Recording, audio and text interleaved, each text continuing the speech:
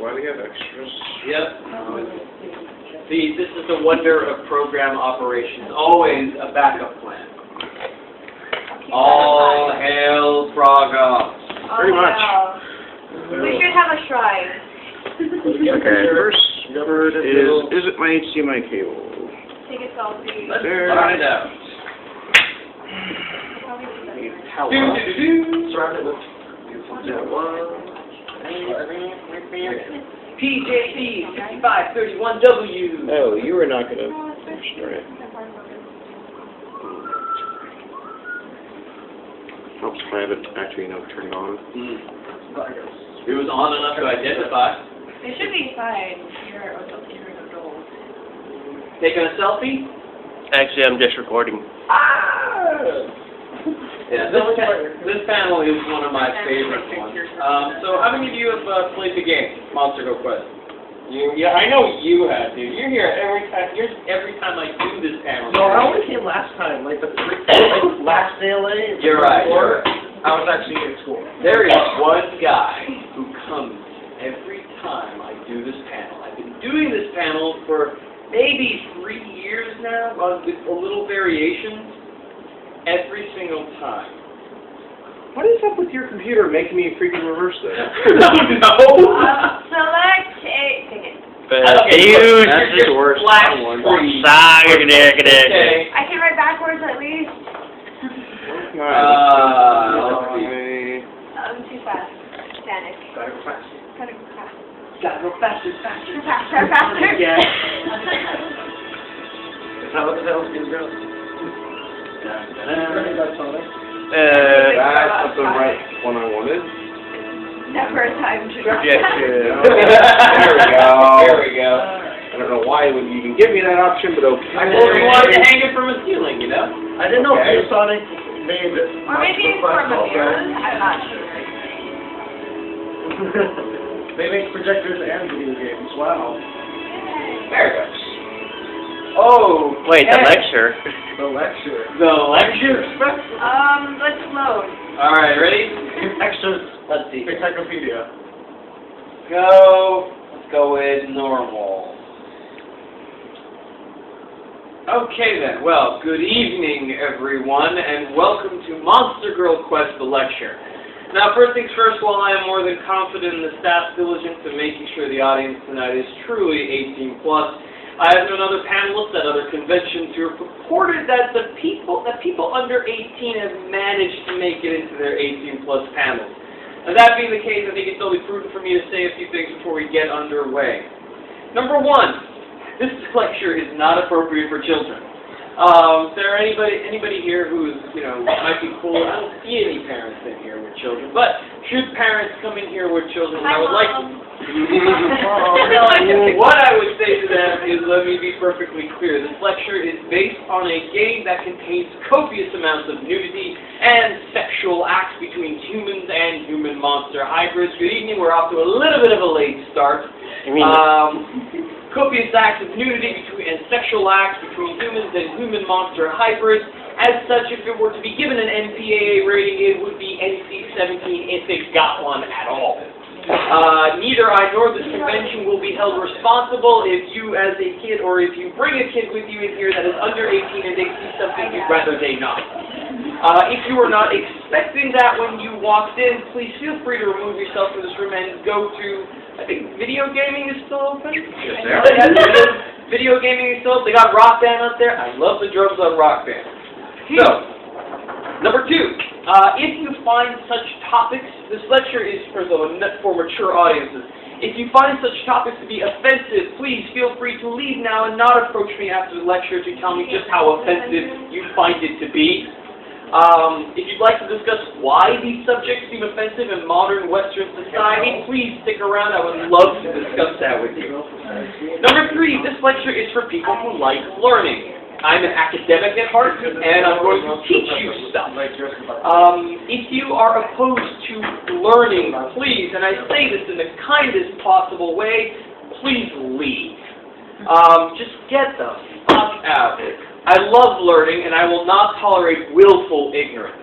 And finally, number four, this lecture is not for assholes. While it is perfectly alright to do stuff like laugh at things in a panel that you find entertaining, I'd like to ask you to please refrain from talking during the lecture. There's a lot of stuff to cover, and every interruption slows us down, on top of the already 10-minute delay we've got from the technical problems we've had.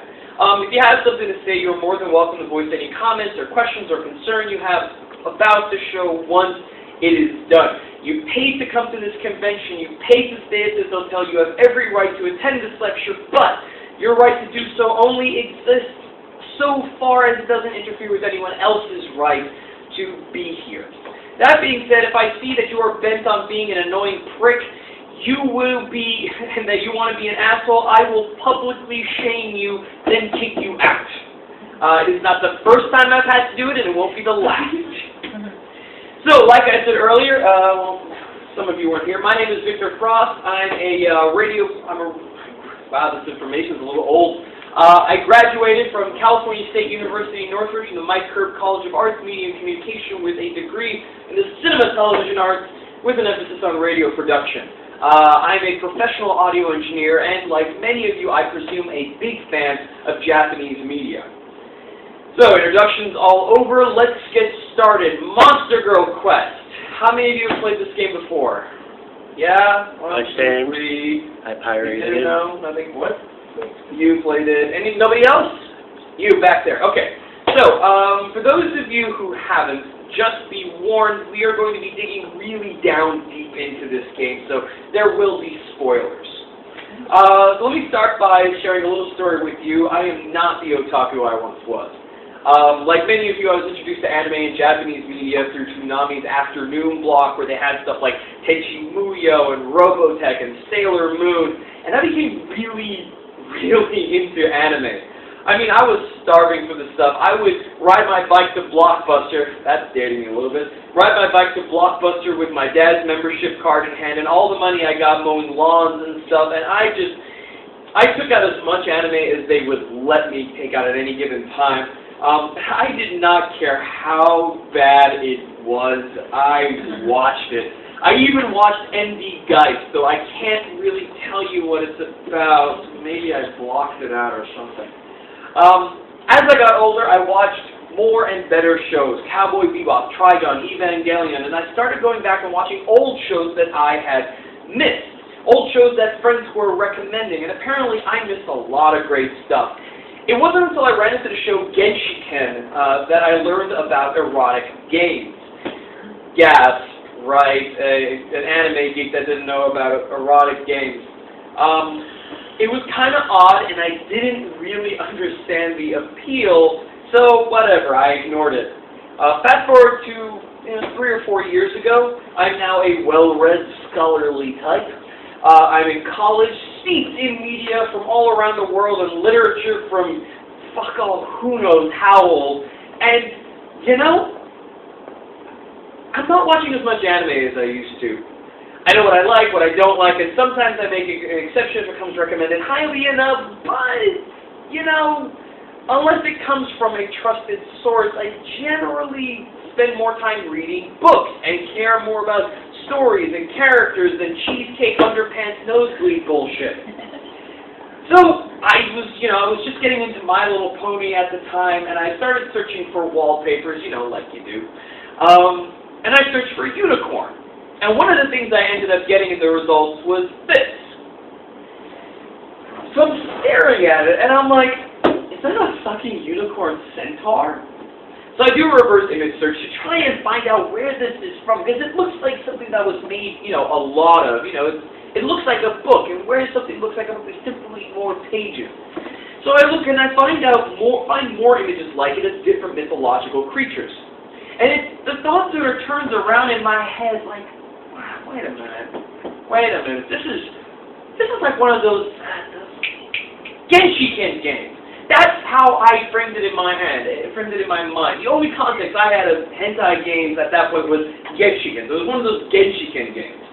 So I get in touch with a friend who knows about erotic games.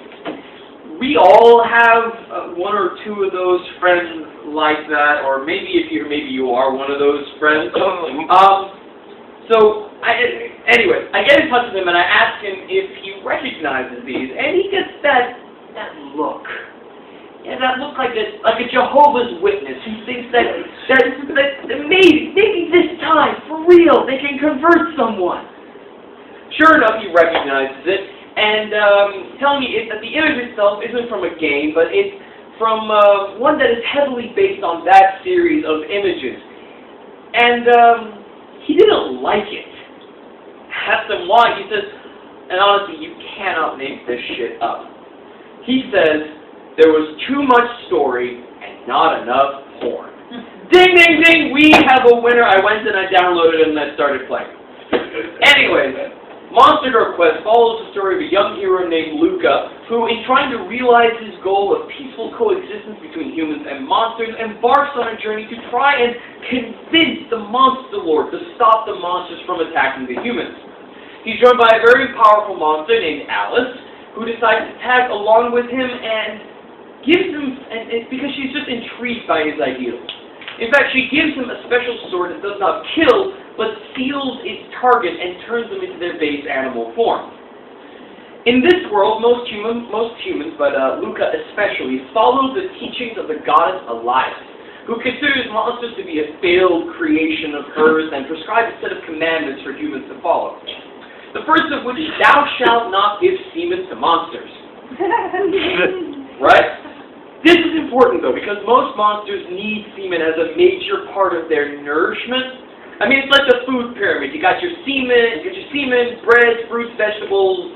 You get the idea. Although it's not always the case and varies from one type of monster to another, the fate of any non-warrior class human who might stumble upon a monster is generally either A, they get the semen sucked out of them and are kept as sex toys until they die, or B, they get the semen sucked out of them and are then eaten.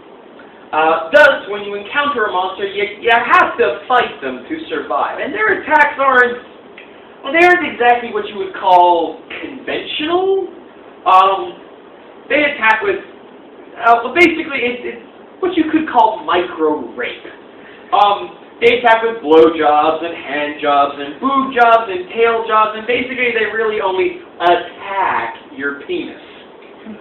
Which, as an aside, kind of raises an interesting question for me. As you can see, Luca is wearing, pants of some sort, and he has a sword. So how is it that any monster's first attack against any warrior, which is usually some manner of junk fondling, could even happen? I mean, does fighting protocol in this world involve the ceremonial dropping of the drawers? I mean, is it like, I know you're ready to tear me apart. But my warrior code requires I drop trowel before we fight. Or maybe it's more along the lines of, I feel so confident I can defeat you that I don't even need pants. And this happens every battle. I mean, there is no battle that you can win without being the subject of some attack. I mean, you would think that he would get some armored underwear or chastity belt or something. Why is this not in every item shop? Anywho, in all seriousness, the whole premise of this game raises some interesting questions about us as humans. Now, I'm a fan of the story of this game. The characters are all well developed, the quests aren't grindy, and they each add character and content to the world, or context to the world anyhow. The underlying themes of the story are deep and complex. I'm of the firm belief that if this was novelized and the sex was toned down a bit, well, quite a bit, actually, it would make for a decent fantasy novel and perhaps a treatise on religion and personal conviction. But we're getting a little bit ahead of ourselves there. So let's look at the headlining focus of the game. All of these monsters, a word we traditionally ascribe to things that are scary and dangerous to us, are for the most part designed to be very attractive. I mean, they are there to seduce the player's character and the players themselves. I mean, what other purpose would there be a surrender button in the combat menu then? Their attacks are mostly sexual, and your health meter, you are told, isn't just a measure of your physical health, but also of your mental fortitude and your ability to resist their sexual advances. Should you fail a combat sequence, you aren't just raped or killed. Your character is so pleasured that he comes over and over again, and most of the time dies in such a state of ecstasy that he doesn't even care. You are stripped of your free will, turned into a plaything or reduced to a mere food, and made to enjoy it. No matter how you look at it, it's kind of a terrible way to go. Now again, there are exceptions, which I will get to, but why? Why make them so beautiful, these objects, these characters of our destruction? Why do they look so human-looking? Well, there are two reasons. Number one is that historically, although I'd like to think we know better by now, humans have had a bit of a zoophilic streak. All you need to do is look back at this art and sculpture from as far back as ancient Greece, and you will get the idea. This is the exterior of a temple in Khajuraho in India. It's a little bit under 1,000 years old, and shows two guys having sex with a horse. This is by the 19th century Austrian artist Franz von Zeros. He did a lot of erotic art. This is called Leda and the Swan. The swan is actually the Greek god Zeus, and it was originally painted by Michelangelo, though this is actually a reproduction. Believe it or not, we have no idea where the originals are. They're just gone. They were lost. Nobody has any idea where they went, so this is as close as we've got. This is a 15th century example of a dog and an Iranian lady having a shag. And this, well, welcome to the origins of tentacle porn, everybody. This is Hokusai Katsushika's The Dream of the Fisherman's Wife, and it's actually just a couple of pages from a 3-volume set of erotica he wrote in the 19th century. And for those of you who are looking at that illustration and thinking, wow, that's right up my alley, yes, there are translations. No, I won't tell you where to get them. Actually, you've probably seen this man's work before. Oh. Same guy. The second thing is our strange need to anthropomorphize everything. Anthropomorphization is one of the longest running cultural trends in human history as an intelligent species. It is innate and to some degree hardwired into our brains. It's why pet owners sometimes do live voiceovers for their pets, and why we see faces in things like chairs. I mean, doesn't this chair just look so downright happy? No! Ah! I'm a chair! This is a... Oh, my mind went in totally the wrong direction. Now, these are nice examples, but let me give you a concrete definition of anthropomorphism as it stands today. According to Merriam-Webster's dictionary, anthropomorphism is an interpretation of what is not human or personal in terms of human or personal characteristics. In other words, it's the attribution of human qualities to non-human things. Be it animals, plants, inanimate objects, forces of nature, or even trends. And you've been exposed to this your entire lives. Think back to all the Disney movies, all the Looney Tunes cartoons, every picture book you had as a kid. Just about all of Aesop's fables, poetry where fear knocks on the door, faith answered, there was no one there. And like the flowers beside them chill and shiver, will like the flowers beside them soon be gone. Earth felt the wound, and nature from her seat, sighing through all her works, gave signs of woe. Snow speaks to the people, it's falling above in the glooming sunlight, its white sparkling voice echoes as it falls through the air. Velvet remembers how it wrapped around me, keeping me warm on a snowy day. Velvet remembers how it laid softly on my bed. Velvet tells me not to forget it. And just as simple as putting a pen to a page, we turn things and ideas nearly human. The reason we do this is because we are human, and in our eternal struggle to understand the world around us, we make things that are unlike us more like us so that we can try to understand them in terms that are, as far as we know, uniquely familiar to us. It's our way of irrationally rationalizing the unknown. After all, luck be not fortune, whether bad or good, which occurs beyond one's control, without regard to one's will or intention or desired result. Luck, be a lady, who can be called upon, but at times has a very unladylike way of running out.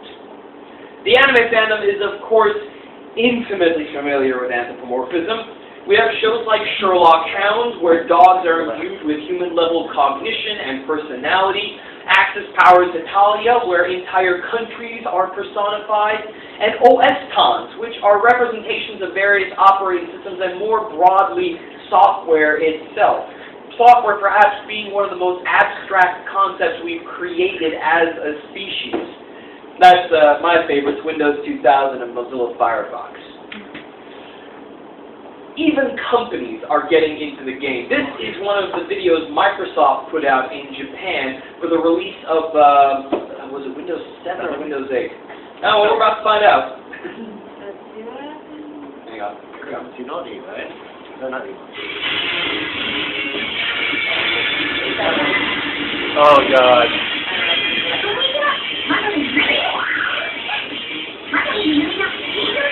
There you go, Windows 7.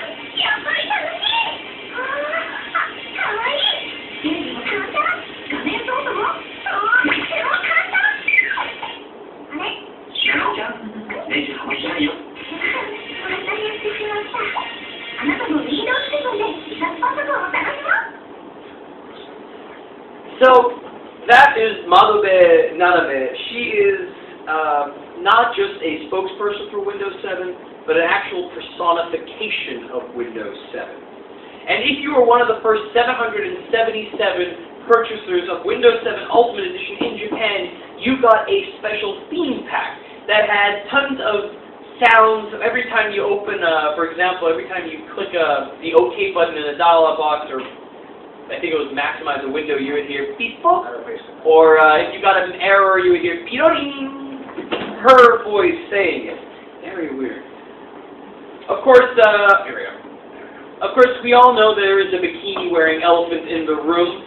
On that note, I would be remiss if I didn't mention that the entire furry fandom is essentially a testament to the pervasiveness of anthropomorphism.